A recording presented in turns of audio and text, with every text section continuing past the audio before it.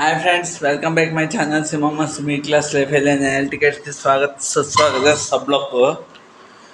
మనకు వచ్చే గురువారం కల్కి మూవీ రిలీజ్ కాబోతుంది 2098 AD.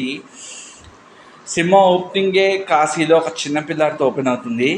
చిన్నపిల్లాడితో ఓపెన్ అయిన తర్వాత శివుడికి అభిషేకం చేస్తూ అమితాబ్ బచ్చన్ ఎంట్రీ వస్తుంది అన్నమాట. కన్నుడు యుగాంతం వరకు చామంటే అప్పుడు అమితాబ్ బచ్చన్ ఎంట్రీ శివుడికి అభిషేకం చేస్తూ శివుడికి అభిషేకం పెద్ద ఫైట్ జరుగుతుంది. ఫైట్ జరిగిన 2 minutesకే వెంటనే Prabhas guard entry. Prabhas enter అయిన ఒక 20 minutesకి దీపికా పడుకునే ఎంట్రీ.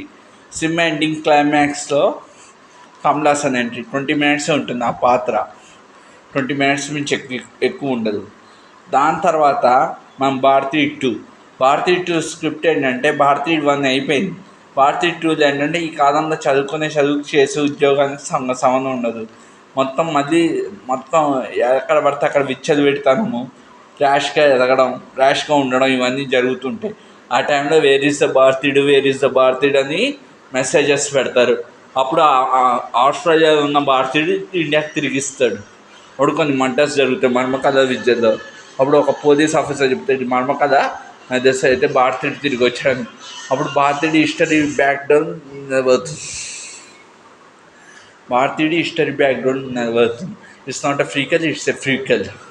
భారతీయ స్వాతంత్రాన్ని చూపెట్టిస్తూ ఇప్పుడు జరుగుతున్న విచ్చులు పెడతాను. ఈ సినిమాలో సిద్ధార్థ్ చచ్చిపోతారు కూడా.